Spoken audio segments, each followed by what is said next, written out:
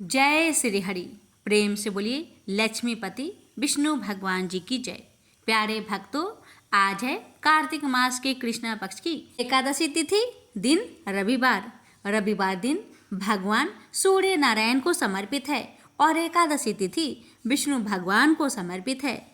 और आज के दिन रविवार होने के कारण इस दिन सूर्य भगवान को जल चढ़ाना चाहिए। जल चढ़ाते समय तांबे के पात्र का इस्तेमाल करना चाहिए। जल में रोली, लाल चंदन या लाल फूल डालकर अर्घ्य देना चाहिए। सूर्य देव को जल चढ़ाते समय ओम सूर्याय नमः मंत्र का जाप करना चाहिए। सूर्य देव को अर्घ्य देते समय गायत्री मंत्र का जाप करने से मन शांत होता है और एकाग्रता बढ़ती है। सूर्य देव को प्रसन्न करने के लिए रविवार को जल्दी स्नान करना चाहिए और स्नान करते समय जल में खसखस या एक लाल फूल या फिर केसर डालकर नहाना शुभ माना जाता है। रविवार के दिन माथे पर लाल चंदन का तिलक लगाना चाहिए। रविवार के दिन गोधूली बेला में घर के मुख्य द्वार पर घी का दीपक जलाना चाहिए और साथ ही बरगद के पत्ते पर हल्दी से स्वास्तिक बनाकर घर में रखना चाहिए।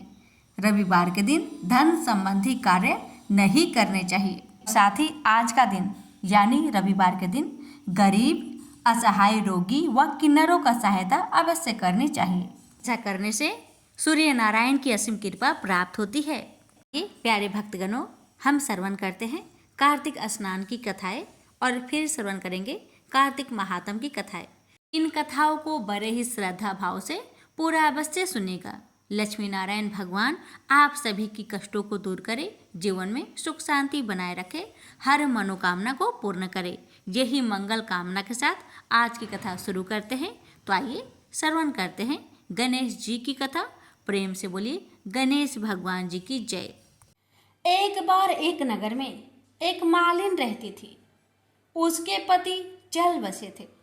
उसका एक 4 साल का पुत्र था। उसकी सास कठोर हृदय की स्त्री थी। वह बहू को बहुत तकलीफ देती थी। एक दिन सास ने बहू और पोते को घर से निकाल दिया। वे दोनों रोते हुए चलते चलते एक जंगल में जा पहुंचे। वहां एक बड़े पेड़ के नीचे बैठ गए। वहां से थोड़ी दूर पर एक गणेश जी का मंदिर था। वहां बहुत लोग गणेश जी के दर्शन करने आते थे। दर्शन करके गणेश जी को प्रसाद चढ़ाते, फिर वह प्रसाद सबको बांट देते थे। इस प्रसाद से माँ बेटे का गुजारा होने लगा। दोनों गणेश जी की पूजा पाठ में लग गए। एक दिन उन्होंने सोचा क्यों ना हम भी जंगल से फूल लाकर बेचे। वे रोज जंगल से फूल लाकर उसकी माला बनाकर बेचने लगे। साथ में पूजा की सामग्री और प्रसाद भी बेचने लगे। इससे उनको आमदनी होने लगी। गणेश जी की कृपा से आमदनी बढ़ने लगी। जल्दी ही उन्होंने एक मकान और एक दुकान बना लिया। एक राजा की लड़की मंदिर में रोज पूजा करने आती थी। मालिन के बेटे को देखकर राजकुमारी उस पर मोहित हो गई और उससे विवाह करने की सोचने लगी। उसने अपनी भाभी से अपने मन की बात कही। भाभी अनुभवी थी। उसने कहा, ये तो मालिन का बेटा है और तुम एक राजा की बेटी हो। यदि तुमने उससे विवाह किया तो तुम्हारी बहुत बेइज्जती होगी। पर राजकुमारी अपनी बात पर अड़ी रही। उसने कहा, मैंने तो प्रतिज्ञा कर ली है कि उसी से विवाह करूंगी। भाभी ने घर जाकर सारी बात राजा को बता दी। राजा ने मना नहीं किया और विवाह के लिए तैयार हो गए। उन्होंने बड़े धूमधाम से बेटी का विवाह मालिन के बेटे के साथ कर दिया। मालिन ने सबसे पहले बेटे बहू को गणेश जी की मंदिर में ले जाकर पूजा पाठ करवाया और गणेश जी का आशीर्वाद दिलवाया। इसके बाद पूरे नगर में यह बात फैल गई कि गणेश जी की पूजा करने से सब दुख कष्ट दूर हो जाते हैं। यह बात सुनते ही नगर के सभी लोग मंदिर आने लगे। मालिन और उसके बेटे की बिक्री और बढ़ गई। उधर उसकी सास के बुरे दिन आ गए। अन्नदाता उससे रूठ गई और वह भूखे मरने लगी। एक दिन वह रोती धोती उसी गणेश जी के मंदिर में आ पहुंची। वह मालिन के बेटे से बोली, मैं भूखी हूँ, मुझे रोटी कपड़ा दे देना, इसके बदले मैं तुम्हारे सारे काम कर दूंगी। लड़के को दया आ गई और उसे काम पर रख लिया। उसने अपनी दादी को नहीं पहचाना। जब मालिन घर आई तो उसने सास को पहचान लिया। वह सास से बोली, सासू जी आप यहाँ कैसे? सास ने पोते की तरफ इशारा करके कहा, मेरी इस सेठ के यहाँ नौकरी लग गई है। बहू बोली, यह आपका पोता है और यह घर भी आपका ही है, यह दुकान भी आपका ही है। जब आपने हमें घर से निकाला तब गणेश जी ने हमारी रक्षा की। बहू की बात सुनकर सास बोली, मेरी करनी मैंने भोग ली। बहू बोली, सासू जी अब आप हमारे यहाँ रहो और पोते का सुख देखो। हे गणेश जी महाराज, जैसा सुख आपने मालिन को दिया वैसा ही सुख सबको देना। प्रेम से बोलिए गणेश भगवान की जय। नगर बसेरा की कथा। किसी गांव में एक भाट व एक जाट रहता था। दोनों में घनिष्ठ मित्रता थी। एक बार जाट अपनी बहन के घर जाने को तैयार हुआ तो भाट अपनी ससुराल जाने को तैयार हुआ। दोनों साथ चल पड़े तो रास्ते में रुककर एक कुएं की मुंडेर पर बैठ गए। जाट ने भाट से कहा कि नगर बसेरा कर लेते हैं। इस पर भाट बोला कि तू ही नगर बसेरा कर ले, मैं तो अपनी ससुराल जा रहा हूँ, वहाँ खूब खातिर होगी मेरी, तू कर ले नगर बसेरा। जाट वही कुएं के पास बैठ पानी की घंटी और चावल का दाना लेकर नगर बसेरा करने लगा। नगर बसेरा करने के साथ जाट कहने लगा कि नगर बसेरा जो करे सो मल धोए पाओ। ताता मारा तापसी देगी मेरी माँ, माँ देगी माउसी देगी द्वारिका का बास, मीठा मीठा ग्रास वृंदावन का वास। 5 कुल्ठी छठी रास, मेरा जिब्रो श्री कृष्ण के पास, डालू पानी हो जाएगी झट से निकल जाए मेरा जी। यह सब करके वह जाट बहन के पास चल पड़ा। जाट की बहन ने भाई के आने पर उसकी खातिर की। घी बूरा के साथ भाई को जिमाया। दोनों ने बैठकर ढेर सारी बातें की। इधर भाट अपने ससुराल पहुंचा तो वहां आग लगी हुई थी। आग बुझाने में वह भी लग गया, जिससे हाथ मुंह काले हो गए और खुद भी थोड़ा झुलस गया। ना रोटी ना पानी के लिए किसी ने नहीं पूछा। एक पड़ोसन आई तो उसने भाट की सास को कहा कि जमाई आया है, जरा उसकी आव भगत कर लो। बुढ़िया बोली कि सब कुछ तो जल गया है, अब कहाँ से आव भगत करूँ। तब पड़ोसन ने ही भाट को एक रोटी के साथ छाछ दी। उसने वही खाकर गुजारा किया। शाम को दोनों फिर घर की ओर चल पड़े और रास्ते में मिल गए और एक दूसरे का हाल पूछा। भाट बोला कि मेरी ससुराल में तो आग लगी हुई थी, आग बुझाते में खुद काला हो गया हूँ, ना रोटी मिली ना पानी। जाट बोला कि मेरी तो बहुत खातिर हुई। फिर बोला कि मैंने कहा था ना कि नगर बसेरा कर ले, अब कर ले, लेकिन भाट ने फिर मना कर दिया। कहने लगा कि मेरी मौसी है, पता नहीं रोटी दे या ना दे, तेरी तो माँ है, दही की छुछली चूरमा का पेड़ा धरा पाएगा। भाट ने फिर नगर बसेरा नहीं किया, जाट ने कर लिया। नगर बसेरा जो करे सो मल धोए पाओ। ताता मारा तापसी देगी मेरी माँ, माँ देगी मौसी देगी द्वारिका का बास, मीठा मीठा घास वृंदावन का बास। 5 कुल्ठी छठी रास, मेरा जिब्रो श्री कृष्ण के पास, डालू पानी हो जाएगी झट से निकल जाए मेरा जी। करके वह चल पड़ा। घर पहुंचते ही जाट की मौसी ने बहुत लाड प्यार किया। उधर भाट घर गया तो उसकी भैंस खो गई थी। बाप एक लाठी रखे तो दूसरी उठाए और कहने लगा कि ससुराल गया तो आग लगा दी, अब यहाँ आया तो भैंस खो दी। बाप ने कहा कि पहले भैंस लेकर आ, तभी रोटी पानी मिलेगा।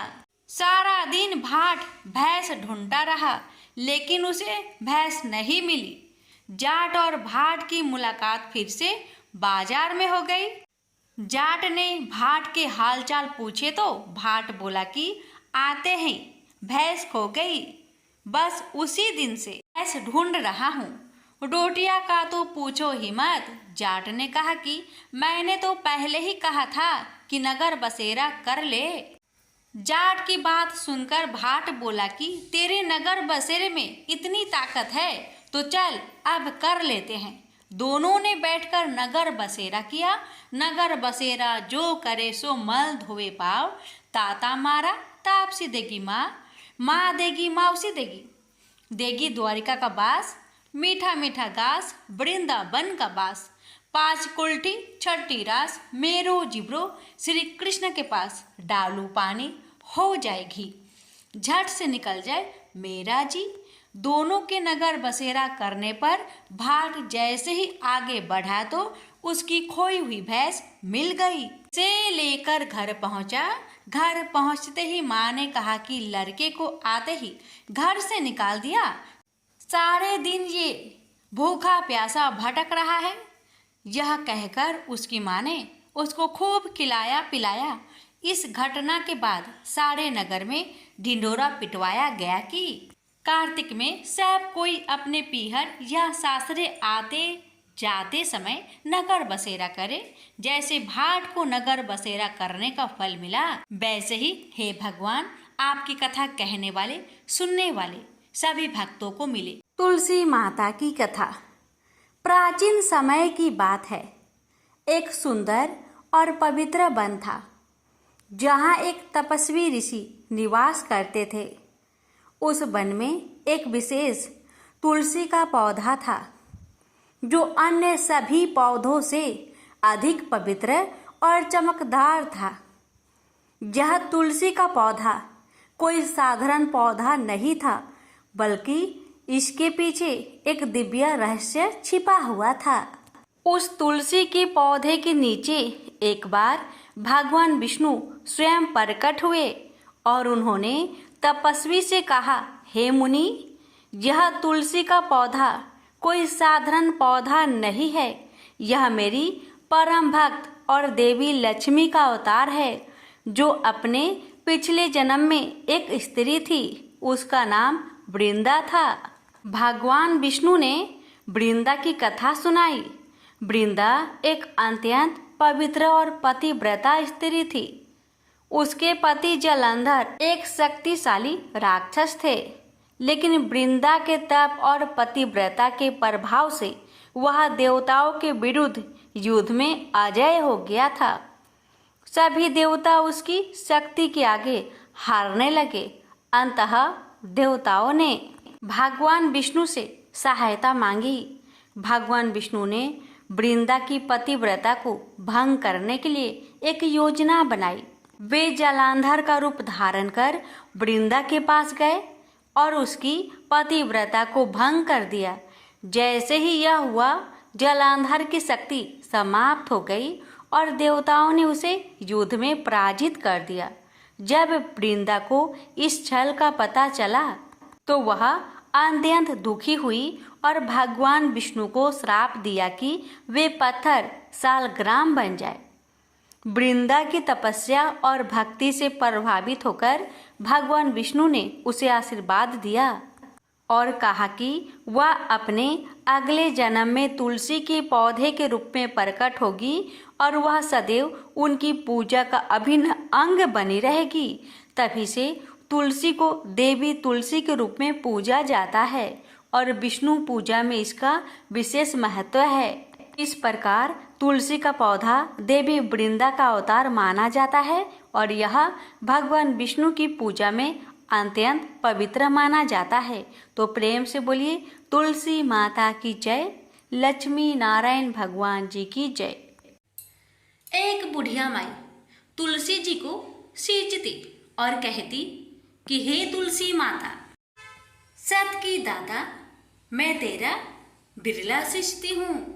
मुझे बाहू दे, पीतांबर की धोती दे, मीठा मीठा घास दे, बैकुंठा में बास दे, चटक की चाल दे, पाटक की मौत दे, चंदन का काठ दे, रानी सा राज दे, दाल भात का भोजन दे, 11 की मौत दे, कृष्णा जी का कांधा दे। तब तुलसी माता यह सुनकर सूखने लगी तो भगवान ने पूछा कि हे तुलसी, तुम क्यों सूख रही हो? तुलसी माता ने कहा कि एक बुढ़िया रोज आती है और यही बात कह जाती है, मैं सब बात तो पूरा कर दूंगी, लेकिन कृष्ण का कंधा कहाँ से लाऊंगी? तो भगवान बोले, जब वो मरेगी तो मैं अपने आप ही कंधा देने आऊंगा। तू बुढ़िया माई से कह देना। जब बुढ़िया माई मर गई, सब लोग आ गए। जब माई को ले जाने लगे तो वह किसी से न उठी। तब भगवान एक 12 बरस के बालक का रूप धारण करके आए। बालक ने कहा, मैं कान में एक बात कहूँगा तो बुढ़िया माई उठ जाएगी। बालक ने कान में कहा, बुढ़िया माई मन की निकाल ले, पीताम्बर की धोती ले, मीठा मीठा ग्रास ले, बैकुंठा में बास ले, चटक की चाल ले, पाटक की मौत ले, कृष्ण जी का कांधा ले। यह सुनकर बुढ़िया माई हल्की हो गई। भगवान ने कंधा दिया और बुढ़िया माई को मुक्ति मिल गई।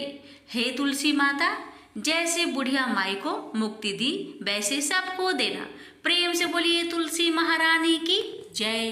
अब आइए प्यारे भक्तों, हम श्रवण करते हैं कार्तिक महात्म कथा अध्याय 11। समय जब समुद्र का पुत्र जलंधर अपनी स्त्री वृंदा सहित असुरों से सम्मानित हुआ सभा में बैठा था, तभी गुरु शुक्राचार्य वहां पहुंचे, जिनके तेज से सब दिशाएं प्रकाशित हो गई। तब गुरु जी को आता देखकर असुरों सहित सागर पुत्र ने उठकर बड़े आदर से उन्हें प्रणाम किया। तेजस्वी गुरु जी ने सबको आशीर्वाद दिया। फिर उनको एक दिव्य आसन पर बैठाकर सब दैत्य भी यथा स्थान पर बैठ गए और सागर पुत्र ने नम्रता से यह प्रश्न किया, हे गुरुजी, राहु का सिर किसने काटा था? आप हमें यह बतलाए। इस पर श्री शुक्राचार्य जी ने विरोचन पुत्र हिरण्यकशिपु और उसके धर्मात्मा पौत्र का परिचय देकर देवताओं और असुरों द्वारा समुद्र मंथन की संक्षेप में कथा कहकर यह बतलाया कि जब समुद्र से अमृत निकला तो उस समय देवरूप बनाकर राहु भी अमृत पीने बैठ गया। इस पर इंद्र के पक्षपाती भगवान विष्णु ने राहु का सिर काट डाला। यह सुनने के साथ ही जलंधर के नेत्र लाल हो गए। उसने बड़ा क्रोध किया। फिर अपने धमसर नामक दूत को बुलाकर गुरु का कहा हुआ सब वृत्तांत सुनाया और आज्ञा दी कि तुम शीघ्र ही इंद्रपुरी में जाकर इंद्र को मेरी शरण में लाओ। धमसर जलंधर का बड़ा निपुण दूत था। वह शीघ्र ही इंद्र की सुधर्मा नामक सभा में जा पहुंचा और उसने जलंधर के शब्दों में इंद्र से कहा, हे देवता धम, तुमने समुद्र को क्यों माथा और मेरे पिता के सब रत्नों को क्यों ले लिया? ऐसा करके तुमने अच्छा नहीं किया। यदि तू अपना भला चाहता है तो उन सब रत्नों सहित देवताओं के साथ मेरी शरण में आ जा, अन्यथा हे सुराथम, मैं सत्य कहता हूँ कि तेरा राज्य ध्वंस कर दूंगा। यह सुनकर बहुत विस्मित हुआ और कहने लगा, पहले सागर ने मेरे भय से सब पर्वतों को अपनी कुक्षी में क्यों स्थान दिया और मेरे शत्रु दैत्य की क्यों रक्षा की? इसी कारण से मैंने उनके सब रत्न हरण किए हैं। मैं सत्य कहता हूँ कि मेरी द्रोही सुखी नहीं रह सकता। इंद्र की बात सुनकर वह दूत शीघ्र ही जलंधर के पास आया और सब बातें उसे कह सुनाई, जिसे सुनते ही वह दैत्य क्रोध के मारे अपने होठों को काटने लगा और देवताओं को जीतने के लिए उसने उद्योग आरंभ कर दिया। फिर तो सब दिशाओं तथा पाताल से करोड़ों दैत्य उसके पास पहुंच गए।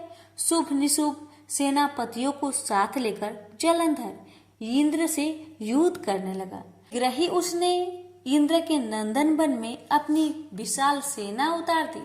वीरों की शंख ध्वनि और घोर गर्जन से इंद्रपुरी गूंज उठी। अमरावती छोड़कर देवता उनसे युद्ध करने चले गए। भयानक मार काट हुई। दोनों पक्षों के आचार्य अपने अपने मृतकों को जीवित करने लगे। असुरों के आचार्य गुरु शुक्र अपनी मृत संजीवनी विद्या से और देवगुरु बृहस्पति पूर्णागिरि से औषधियां लाकर मृतकों को जिताते रहे। इस पर जलंधर ने अपने गुरु शुक्राचार्य जी से क्रोध होकर कहा, मेरे हाथ से मरे हुए देवता कैसे जीवित है? जिलाने वाली औषधियां तो सब आपके पास ही है, फिर यह कैसे संभव है? इस पर श्री शुक्राचार्य जी ने गुरुदेव श्री बृहस्पति जी द्वारा द्रोणागिरि से औषधि लाकर देवताओं को जिलाने की बात बताई। यह सुनकर जलंधर और भी क्रोध हो गया। श्री शुक्राचार्य जी ने कहा, क्रोध क्यों होते हो? यदि शक्ति है तो द्रोणागिरि पर्वत को उखाड़कर समुद्र में फेंक दो, तब मेरे कथन की सत्यता प्रमाणित हो जाएगी। इस पर जलंधर क्रोध होकर शीघ्र ही द्रोणागिरि पर्वत के पास जा पहुंचा और अपनी भुजाओं द्वारा उसे जड़ से उखाड़कर समुद्र में फेंक दिया। यह तो भगवान शंकर का तेज था, इसमें जलंधर की कोई विचित्रता नहीं थी। तत्पश्चात यह सागर पुत्र युद्ध भूमि में आकर बड़े वेग से देवताओं का संहार करने लगा। जब गुरु बृहस्पति औषधि लेने गए, द्रोणागिरि पर्वत पर पहुंचे तो द्रोणागिरि की जगह वहां पर उन्हें सूना मैदान मिला। तब वह भयभीत होकर देवताओं के पास आए और कहा कि युद्ध को बंद कर दो, तुम लोग अब जलंधर को नहीं जीत सकोगे। पहले इंद्र ने जो भगवान शंकर का अपमान किया था, यह उसी का फल है। यह सुनकर देवता युद्ध की आशा त्याग अत्यंत ही व्याकुल होकर इधर उधर भाग निकले। सिंधुसुत निर्भय होकर अमरावती में प्रविष्ट हो गया। इंद्र आदि सब देवताओं ने गुफा में शरण ली। प्रेम से बोलिए लक्ष्मी नारायण की जय। प्यारे भक्तजनों, अब आइए श्रवण करते हैं हर मनोकामना को पूर्ण करने वाली रमा एकादशी की व्रत कथा। धर्मराज युधिष्ठिर बोले कि हे भगवान, अब आप मुझे कार्तिक मास की कृष्णा पक्ष की एकादशी की कथा सुनाइए। इस एकादशी का नाम क्या है तथा इससे कौन सा फल मिलता है, सो सब विस्तार पूर्वक कहिए। श्री कृष्ण भगवान बोले कि हे राजन, कार्तिक मास की कृष्णा पक्ष की एकादशी का नाम रमा है। इसके व्रत से समस्त पाप नष्ट हो जाते हैं। इसकी कथा इस प्रकार है। प्राचीन काल में मुकुचुंद नाम का एक राजा राज्य करता था। उसके इंद्र, वरुण, कुबेर, विभीषण आदि मित्र थे। वह सत्यवादी तथा विष्णु भक्त था। उसका राज्य बिल्कुल निष्कंटक था। उसके एक उत्तम चंद्रभागा नामक लड़की उत्पन्न हुई।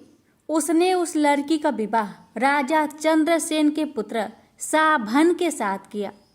एक समय जबकि वह अपनी ससुराल में थी, एक एकादशी पड़ी। चंद्रभागा सोचने लगी कि अब एकादशी समीप ही आई है, परंतु मेरा पति अत्यंत कमजोर है, इसलिए यह व्रत नहीं कर सकता।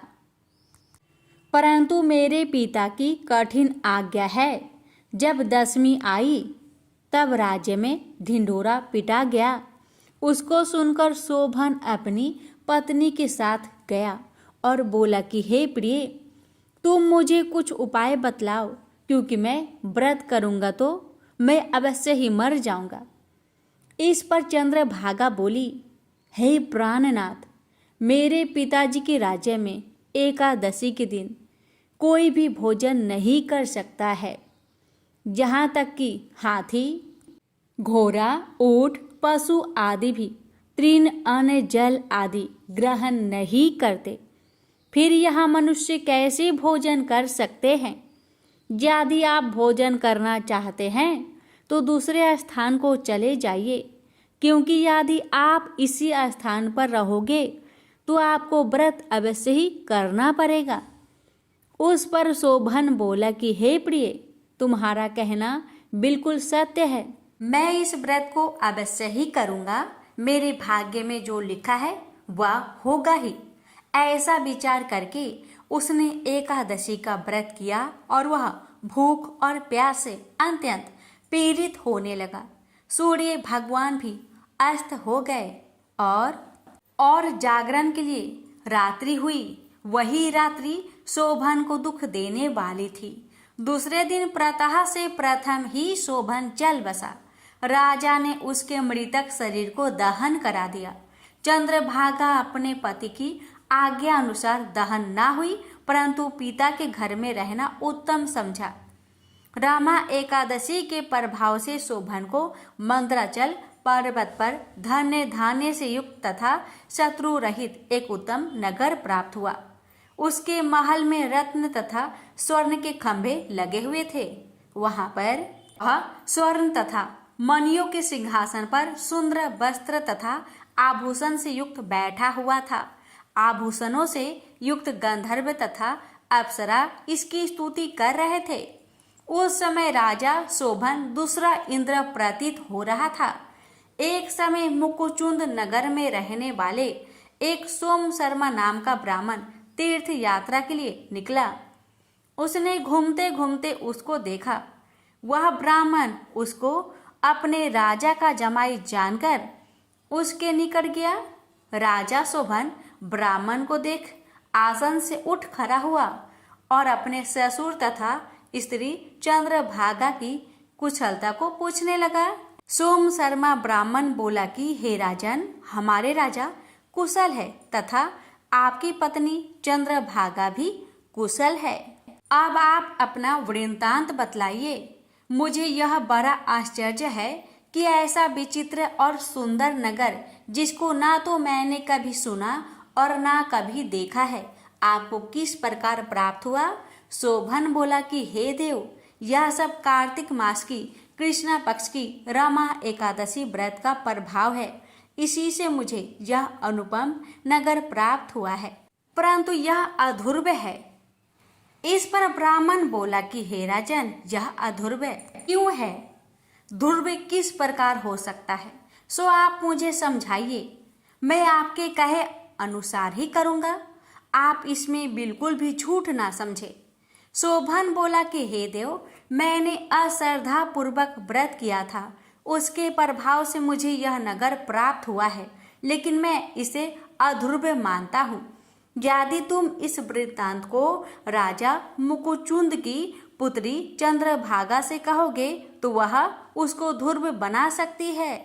ब्राह्मण ने वहां आकर चंद्रभागा से समस्त वृत्तांत कहा। इस पर राजकन्या चंद्रभागा बोली कि हे ब्राह्मण देव, आप क्या वह सब वृत्तांत प्रत्यक्ष देख कर के आए हैं या अपना स्वप्न कह रहे हैं? इस पर ब्राह्मण बोला कि हे पुत्री, मैंने तेरे पति शोभन को तथा उसके नगर को प्रत्यक्ष देखा है, परंतु वह नगर अध्रुव है। तू कोई ऐसा उपाय कर जिससे कि वह ध्रुव हो जाए। इस पर चंद्रभागा बोली कि हे महाराज, आप मुझे उस नगर में ले चलिए। मैं अपनी पति को देखना चाहती हूँ। मैं अपने व्रत के प्रभाव से उस नगर को ध्रुव बना लूंगी। चंद्रभागा के वचनों को सुनकर वह ब्राह्मण उसको मंत्राचल पर्वत के पास वामदेव के आश्रम को ले गया। वामदेव ने उसकी कथा को सुनकर चंद्रभागा को मंत्रों से अभिषेक किया। चंद्रभागा मंत्रों तथा व्रत के प्रभाव से दिव्य देह धारण करके पति के पास चली गई। शोभन ने अपनी स्त्री चंद्रभागा को देखकर प्रसन्नता पूर्वक उसे वाम अंग में बैठाया। चंद्रभागा बोली कि हे प्राणनाथ, अब आप मेरे पुण्य को सुनिए। जब मैं अपने पिता के गृह में 8 वर्ष की थी, तब ही से मैं स्वविधि एकादशी का व्रत करने लगी हूँ। उन्हीं व्रतों के प्रभाव से आपका यह नगर ध्रुव हो जाएगा और समस्त कर्मों से युक्त होकर प्रलय के अंत तक रहेगा। चंद्रभागा दिव्य रूप धारण करके तथा दिव्य वस्त्र अलंकारों से सजकर अपने पति के साथ आनंद पूर्वक रहने लगी और शोभन उसके साथ आनंद पूर्वक रहने लगा। हे राजन, यह मैंने रमा एकादशी का महात्म्य कहा है। जो मनुष्य रमा एकादशी के व्रत को करते हैं उनके समस्त ब्रह्म हत्या आदि के सब पाप नष्ट हो जाते हैं। जो मनुष्य रमा एकादशी का महात्म्य सुनते हैं वह अंत समय विष्णु लोक को जाते हैं। प्रेम से बोलिए विष्णु भगवान जी की जय। श्रीमद् भगवत गीता पाठ 11वां अध्याय। अर्जुन ने कहा, हे भगवान, मुझ पर कृपा करके अत्यंत गुप्त आध्यात्मिक विषयक वचन जो आपने कहे उनसे मेरा मोह दूर हो गया है। हे कमल नयन, मैंने जीवों की उत्पत्ति और आपके मुख रविंद्र से विस्तार पूर्वक सुना। आपने जैसे अपने रूप का वर्णन किया वह आपका रूप देखने की मेरी इच्छा है। हे योगेश्वर, हे मधुसूदन, आप यदि मुझे उसके देखने योग्य समझे तो आप अपना वह अव्यय रूप मुझे दिखाइए। भगवान जी ने कहा, पार्थ, नाना प्रकार के, नाना वर्ण के और नाना आकारों के मेरे शत शत सहस्त्र सहस्त्र दिव्य रूप को देखो। हे भारत, तुम वसु, रुद्र, अश्विन कुमार, मरुदगन और जो पहले कभी ना देखे थे ऐसे मेरे आश्चर्यमय रूप को देखो। गुणाकेश व चराचर सहित यह चरित्र देखो तथा और जो कुछ देखना चाहो तुम यह मेरी देह में देख लो, परंतु तुम इस नेत्र से मुझे नहीं देख सकोगे, इसलिए मैं तुमको दिव्य नेत्र देता हूँ। उनसे मेरा विराट रूप देखो। संजय ने धृतराष्ट्र से कहा, हे राजन, इस प्रकार श्री कृष्णचंद्र ने अर्जुन से कहा और उसको दिव्य दृष्टि देकर अपना अलौकिक रूप दिखाया। उस विश्व रूप के अनेक मुख तथा अनेक नेत्र थे, उसमें अनेक अद्भुत दृश्य थे और उसमें अनेक सुंदर सुंदर आभूषण तथा दिव्य आयुधियों से सुसज्जित थे। देह पर दिव्य पुष्प, दिव्य वस्त्र थे, दिव्य गंध देह पर लगे थे।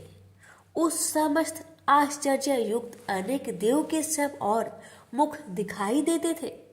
आकाश में हजारों सूर्य की प्रभा एक साथ हो तो भी उस महात्मा की प्रभा की समानता न कर सकेगी। उस समय अर्जुन ने देवादि देव के शरीर में अनेक प्रकार से विमल इस समस्त जगत को एकत्रित देखा। अर्जुन आश्चर्य से चकित हो गया और उसका शरीर रोमांचित हो गया। उसने सिर नवाकर हाथ जोड़कर, हे देव, आपकी इस देह में सब देह भिन्न प्राणियों के समुदाय कमलासन पर बैठे हुए देवताओं के इस ब्रह्म संपूर्ण ऋषि और दिव्य सर्प को मैं देखता हूँ। हे विश्वेश्वर, तुम्हारे अनेक भुजा, अनेक उदर, अनेक मुख, अनेक नेत्र है, अतः आपका रूप अनंत है। आपके अंत तथा आदि को मैं नहीं देखता, किंतु समस्त मैं आपका ही रूप देखता हूँ। आपको किरीट युक्त गदा चक्र धारे, चारों ओर से दिव्य पैमान, तिजो राशि सर्वत्र चमकते हुए अग्नि सूर्य की भांति प्रकाशवान दुर्भिक्षिक और अपरंपार देख रहा हूँ। मेरे मन से आप ही ब्रह्मा जानने की वस्तु, विश्व का महान आधार, नित्य सनातन धर्म के रक्षक, पुराण पुरुष हो। मैं आपको आदि मध्य तथा अंत रहित अनंत शक्ति, अनंत भुजा, चंद्र सूर्य है। नेत्र जिसके कांतिमान अग्नि के सदृश्य मुख वाला अपने तेज से इस संपूर्ण संसार को तपाते हुए देख रहा हूँ। हे महात्मन, पृथ्वी एवं आकाश के मध्य का वह अंत पूर्ण दिशाओं में आपसे ही व्याप्त हो रही है। आपका यह अद्भुत तथा उग्र रूप से लोक व्यतीत हो रहे हैं। यह देखा कि देवताओं के समूह तुम्हारी शरण आ रहे हैं। उनमें कितने ही भयभीत होकर हाथ जोड़कर तुम्हारी प्रार्थना करते हैं। महर्षि और सिद्धों का समूह स्वास्तिक कहकर नाना प्रकार से आपकी प्रशंसा कर रहा है। रुद्र, आदित्य, वसु, साध्य, विश्वदेव, अश्वनी, मारुत, पिता, गंधर्व, यक्ष, असुर, सिद्ध इनके संग विस्मित होकर आपकी ओर टटकी लगाकर देख रहे हैं। हे महाबाहो, अनेक नेत्र, अनेक बाहु, अनेक जांघ, अनेक पैर, अनेक पेट, कराल दंत युक्त आपका यह विशाल रूप देखकर सब अत्यंत भयभीत हो रहे हैं और मैं भी घबरा रहा हूँ। आकाश तक पहुँचते हुए आपके प्रकाश के अनेक वर्षों से फैलाए हुए अग्नि जलने वाला मुख, विशाल नेत्र युक्त आपको देखकर हे विष्णु, मेरा जी घबरा रहा है, मुझसे धैर्य नहीं रहा जाता तथा चित्त स्थिर नहीं होता है। हे देवेश, हे जगनिवास, इस भयंकर दाढ़ वाले इस कालगिन के सदृश आपके मुखों को देखकर मुझे दिशाएं नहीं सूझती, मैं शांति नहीं पाता, मुझ पर दया करें। हे प्रभु, धृतराष्ट्र के दुर्योधनादिक पुत्र अपने साथ अनेक राजाओं सहित तथा भीष्म, द्रोण, कर्ण हमारी ओर के मुख्य मुख्य योद्धा बड़ी बड़ी दाढ़ों से युक्त आपके विकराल मुख में शीघ्रता से प्रवेश कर रहे हैं तथा उनसे आपके ही लोग आपके दांतों में दबकर ऐसे दिखाई देते हैं मानो उनका शरीर चूर्ण हो गया है। ऐसे नदियों की अनेक धाराएं जब समुद्र की ओर बहती है, वैसे ही ये मनुष्य लोक के वीर आपके प्रज्वलित मुखों में प्रवेश कर रहे हैं। ऐसे अग्नि में पतंग गिरते हैं, वैसे ही ये लोग भी आपके नाश के लिए आपके मुख में बड़ी तेजी में प्रवेश कर रहे हैं। हे विष्णु, जलते हुए मुखों के चारों ओर से सब वीरों को निगलकर आप होठ चाट रहे हैं। आपके तिचने पर भाई समस्त संसार को तेज से व्याप्त कर रही है। यह भयानक रूपधारी कौन है, यह मुझसे कहो। हे देवेश्वर, आपको नमस्कार है, मुझ पर प्रसन्न होइए।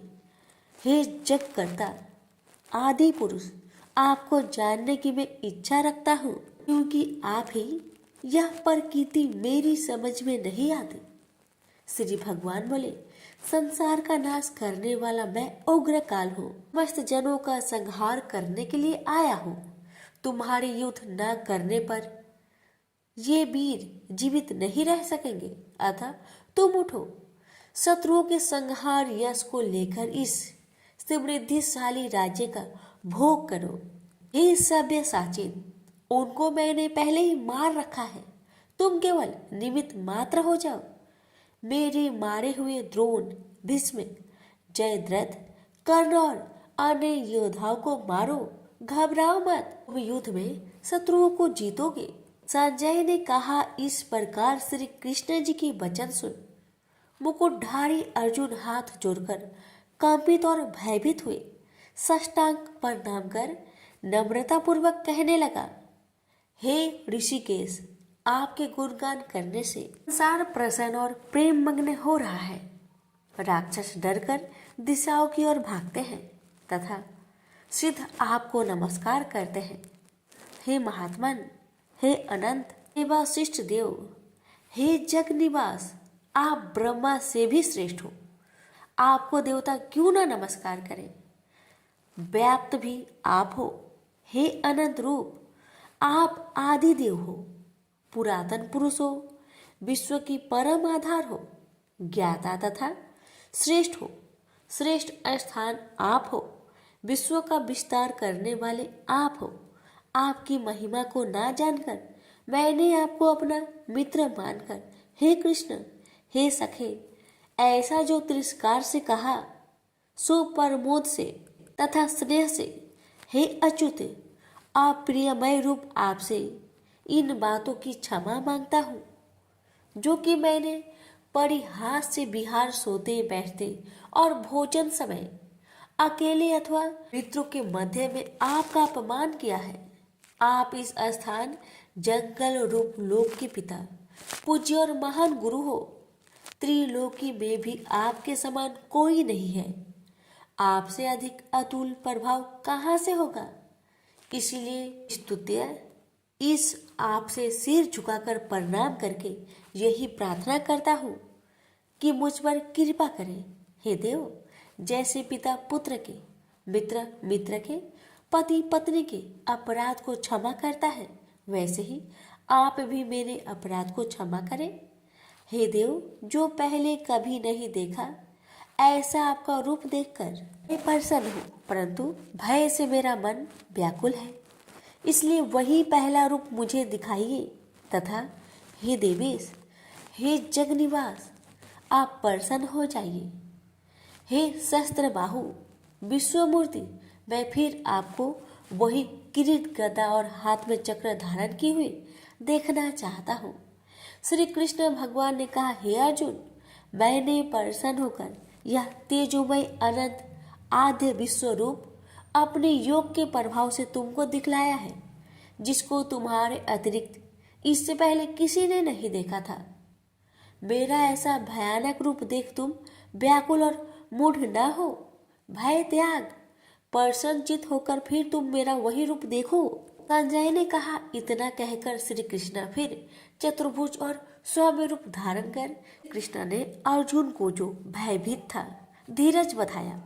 अर्जुन ने कहा, हे जनार्दन, आपके सौम्य दिव्य मंगल रूप को देखकर मैं प्रसन्नचित होकर स्वस्थता को प्राप्त हुआ। श्री कृष्ण बोले, हे पार्थ, मेरा जो विश्व रूप तुमने देखा है, इसका दर्शन संभव नहीं। देवता भी उस रूप की आकांक्षा करते हैं। हे अर्जुन, जैसा मेरा रूप तुमने देखा है, ऐसा रूप को वेद, ध्यान, तप, दान व यज्ञ आदि कर्म द्वारा भी देखना असंभव है। जो कोई मनुष्य मेरी ही भक्ति के लिए कर्म करते हैं, मुझको ही सर्वोत्तम मानते हैं, मुझ में ही भक्ति रखते हैं, सब सांसारिक सुखों से विमुख हो चुके हैं, संपूर्ण प्राणी मात्रा से वैर त्याग चुके हैं, वे ही मुझको प्राप्त कर सकते हैं।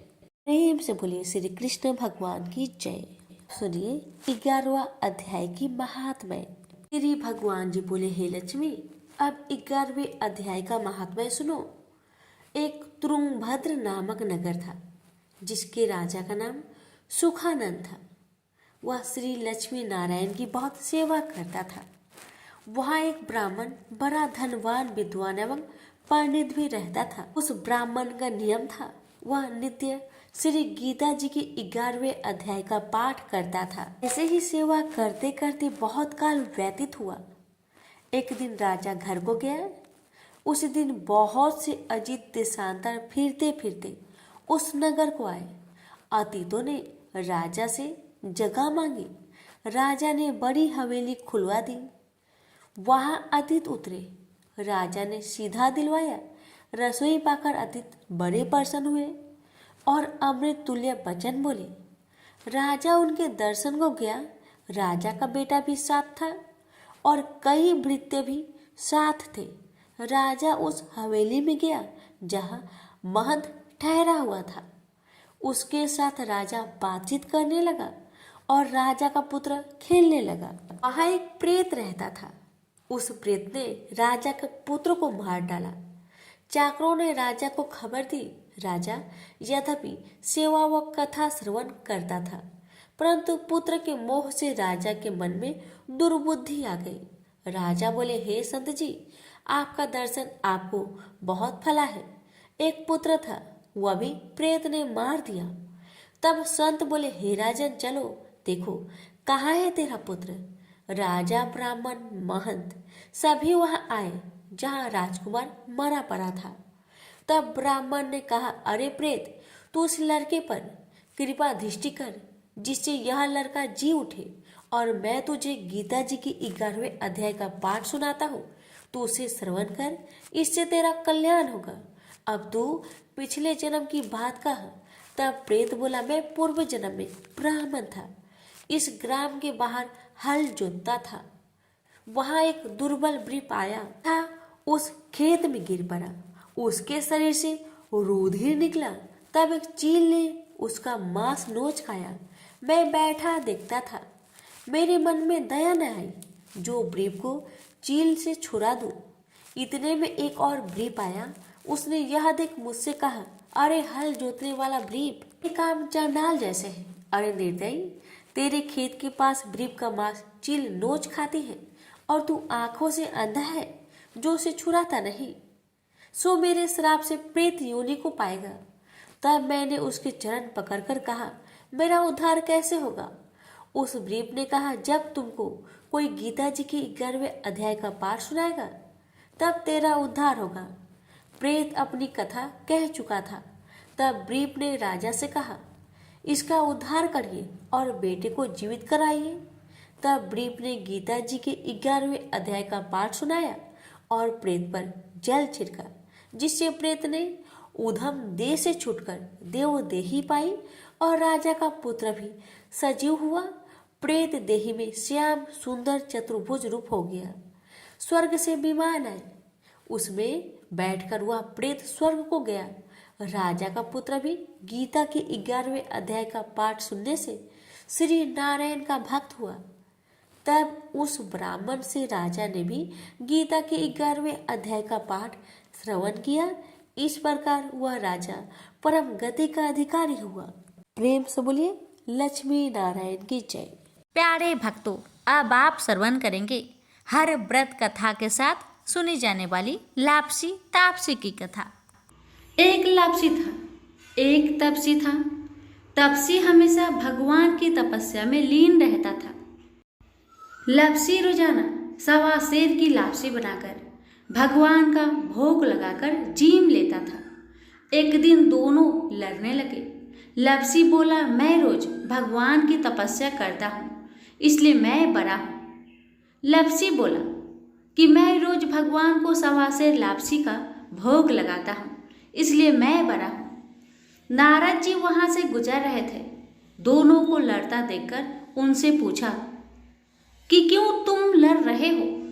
लापसी ने खुद को बड़ा होने का कारण बताया और तपसी ने अपना कारण बताया। नारद जी बोले, तुम्हारा फैसला मैं कर दूंगा। दूसरे दिन लापसी और तपसी नहाकर अपनी रोज की भक्ति करने आए तो नारद जी ने छुपकर 1.25 करोड़ की एक अंगूठी उन दोनों के आगे रख दी। तपसी की नजर जब अंगूठी पर पड़ी तो उसने चुपचाप अंगूठी उठाकर अपने नीचे दबा ली। लापसी की नजर अंगूठी पर पड़ी लेकिन उसने ध्यान नहीं दिया। भगवान को भोग लगाकर लापसी खाने लगा। नारद जी सामने आए तो दोनों ने पूछा कि कौन बड़ा? तो नारद जी ने तपसी को खड़ा होने को कहा।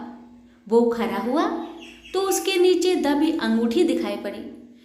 नारद जी ने तपसी से कहा, तपस्या करने के बाद भी तुम्हारी चोरी करने की आदत नहीं गई, इसलिए लापसी बना है और तुम्हें तुम्हारी तपस्या का कोई भी फल नहीं मिलेगा। तपसी शर्मिंदा होकर माफी मांगने लगा। उसने नारद जी से पूछा, मुझे मेरी तपस्या का फल कैसे मिलेगा? नारद जी ने कहा, यदि कोई गाय और कुत्ते की रोटी नहीं बनाएगा तो फल तुझे मिलेगा। यदि कोई ब्राह्मण को भोजन करवाकर दक्षिणा नहीं देगा तो फल तुझे मिलेगा। यदि कोई साड़ी के साथ ब्लाउज नहीं देगा तो फल तुझे मिलेगा। यदि कोई दिए से दिया जलाएगा तो फल तुझे मिलेगा। यदि कोई सारी कहानी सुने लेकिन तुम्हारी कहानी नहीं सुने तो फल तुझे मिलेगा। उसी दिन से हर व्रत कथा कहानी के साथ लापसी तापसी की कहानी भी सुनी और कही जाती है। प्रेम से बोलिए लक्ष्मी नारायण की जय।